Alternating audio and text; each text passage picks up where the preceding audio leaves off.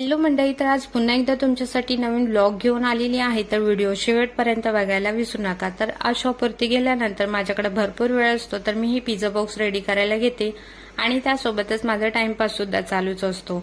आणि त्यानंतर मी कस्टमरची order prepare करायला घेते आणि कस्टमरला बनवून पार्सल करून देते.